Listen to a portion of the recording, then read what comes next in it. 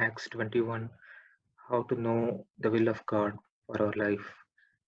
There are some lessons that we can learn from this chapter where Apostle Paul uh, had decisions to make and how he was being influenced and what all things that had happened in his life. So, this is the scripture portion. I'll quickly read through this. We sought out the disciples there and stayed with them 7 days. Through the Spirit, they urged Paul not to go on to Jerusalem. When it was time to leave, we left and continued on our way. All of them, including wives and children, accompanied us out of the city, and there on the beach we knelt to pray. After saying goodbye to each other, we went aboard the ship and they returned home. We continued on our voyage from Tyre and landed at Ptolemais, where we greeted the brothers and sisters and stayed with them for a day. Leaving the next day, we reached Caesarea and stayed at the house of Philip the evangelist, one of the seven. He had four unmarried daughters who prophesied. After we had been there a number of days, a prophet named Agabus came down from Judah, and coming over to us, he took Paul's belt, tied his own hands and feet with it, and said, "The Holy Spirit says in this way, the Jewish leaders in Jerusalem will bind the owner of this belt and will hand him over to the Gentiles." When we heard this, we and the people there pleaded with Paul not to go up to Jerusalem. Then Paul answered, "Why are you weeping and breaking my heart? I'm ready not only to be bound, but also to die in Jerusalem for the name of the Lord Jesus." When he would not be dissuaded, we gave up and said, "The Lord's will be done." After this, we started on our way to Jerusalem. Some of the disciples from Caesarea accompanied us and brought us to the home of Mnason, uh, where we were to stay. He was a man from Cyprus and one of the early leaders. So this is the scripture portion, and if we were to look at the map, um, the third mission trip of Apostle Paul was this pink line, which actually comes from Tyre to Caesarea and then to Jerusalem. So we will also journey along with Apostle Paul to see what all challenges that he had, um, even as he was about to go to Jerusalem, whether to know if that was the will of God or was it something else. As we saw in the scripture in verse 4, we see that the disciples there stayed with them for 7 days, and the scripture says through the Spirit they urged Paul not to go on to Jerusalem. So we clearly see that it was not said by some common person or any other people. It was the disciples who actually says not to go, and through the Spirit. And we will kind of look into what exactly was the disciples saying and what was the will of God. Moving further in verse 10, we see that a prophet named Agabus, he not only said, he demonstrated by doing an act and saying that the Holy Spirit himself saying in like after we had been there a number of days, a prophet named Agabus came down from Judah. Coming over to us, he took Paul's belt, tied his own hands and feet with it, and said, "The Holy Spirit says, in this way, the Jewish leaders in Jerusalem will bind the owner of this belt and will hand over him to the Gentiles." So now it's kind of more clearer. Um, when we look at our life, probably many times we would probably hear words like this when we are supposed to do certain things or to go to certain places, uh, our friends, our colleagues, the pastors, and the ministers who are close to us would always give us directions saying, brother, this is what God wants you to do. Uh, do not do anything else. And this is what God says to me to say to you.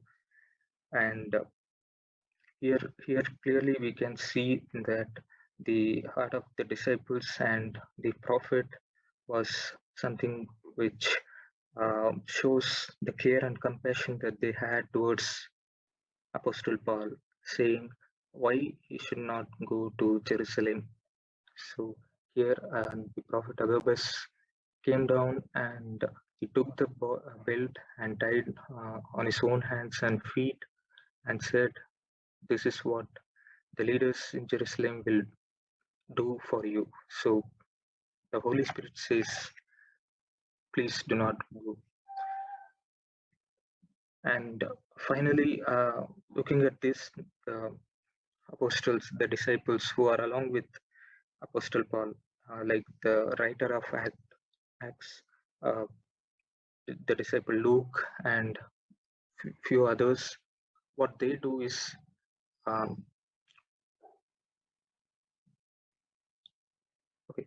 in verse 12, they started pleading Paul. When we heard this, we and the people there pleaded with Paul not to go up to Jerusalem. So, yeah, when we look at certain things, certain decisions that we are to make, it is the family members who come and say, you should not go because uh, because God says that you are to be here, you need to look after us, and you need to take care of us. And yes, it is all because of the love and the care that they have. Even here, the disciples loved Apostle Paul, and they wanted to know that Apostle Paul's sufferings would not be right for them. So they also kind of started instructing Apostle Paul not to go to Jerusalem. But in verse 13, looking of all these things, what Paul does and says is, why are you weeping and breaking my heart? I am ready not only to be bound, but also to die in Jerusalem for the name of the Lord Jesus. So we see the heart of Apostle Paul, and he says, he clearly understood that the disciples and the prophet and the friends, the colleagues, the people who were with him, they started pleading and they started weeping. And Apostle Paul says, why are you breaking my heart? And what he is determined to do, not only to die, not only to go, but also to die in Jerusalem for the name of the Lord Jesus. And ultimately, looking at the determination of Apostle Paul, the other disciples started saying, when he would not be dissuaded, we gave up and said, the Lord's will be done. So, what is Lord's will in all these aspects? We saw the disciple came and said, the Spirit says not to go to Jerusalem. And then we saw the prophet who came and demonstrated to Apostle Paul and said, the Holy Spirit says that you should not go to Jerusalem. And looking at all these, the colleagues, the other apostles, they started pleading Paul not to go to Jerusalem. It seems to be like Apostle Paul was almost committing a sin of disobedience, because it is clear that the Holy Spirit came. I mean, the Holy Spirit said to the disciple and the prophet and the apostles, say to Apostle Paul not to go to Jerusalem, but still Apostle Paul would not listen to them, and then he finally ended up going to Jerusalem. He was so determined. But we need to take a step back and look at Acts 20, 24 to 22 to 24. where uh, where the Holy Spirit has already spoken to Apostle Paul. And as I was reading from Acts 21, when the other disciples and the prophet and apostles came and spoke about what will happen to Apostle Paul in Jerusalem, and the love that they had, the compassion that they had towards Apostle Paul, it is kind of uh, humanly uh, thought, and it may be from the Holy Spirit or may not be, but they they were much concerned about the fact that the Apostle Paul would go and suffer, and they does not want him to suffer in that way. And but in Acts 20:22 to 24, Apostle Paul had already been compelled by the Spirit. He says, I'm going to Jerusalem, not knowing what will happen to me there.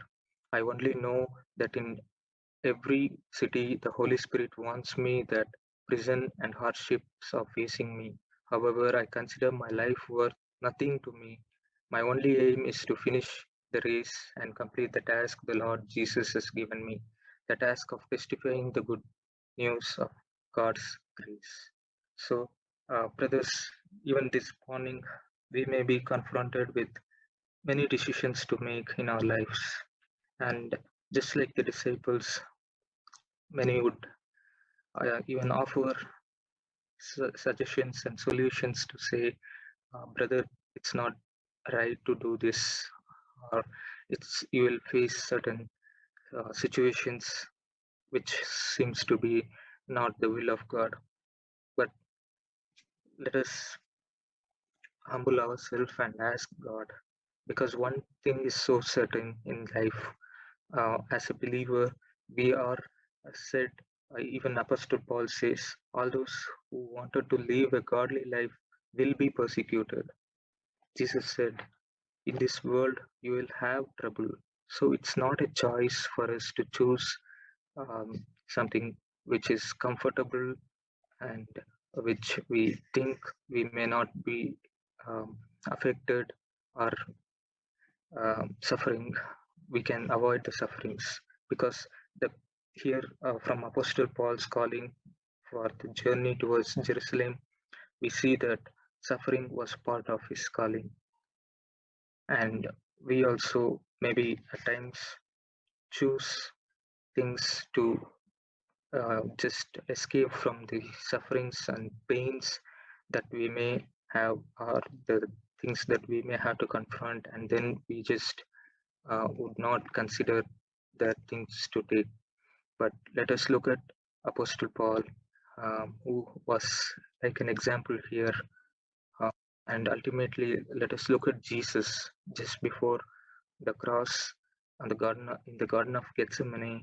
He said to the Father, knowing all the pains, all the sufferings that he would have to bear because of the sin, he said, Father, let not my will, if possible, take this cup away from me, but yet not my will, but let your will be done. So let us also um, look unto Jesus, because he went through that suffering on the cross, because there was a joy that was set before him. So we need to be determined to remain true to God's calling, even as Apostle Paul, even when he was told by the apostles, pleaded, and by the prophet who demonstrated what would happen, but he was so determined to do God's will, not even considering his life. His life was not that precious when compared to the task that God has given him to testify the good news of God's grace. So let us also consider God's calling in our life to be more precious than our own lives. Yes, brothers. So even when we look at all the things that are happening around us, specifically for our state, many are being persecuted, many of the churches are being attacked. And yesterday I was looking at a video where the scriptures, the literature, the Christian literatures have been just, and people laugh at doing all that. Let us not be discouraged, but be encouraged by these words. Let us look unto Jesus, who is the author and finisher of our faith. Let us look at Apostle Paul and many others who set us as an example for us to continue to do God's will no matter what happens. So, with this, I would like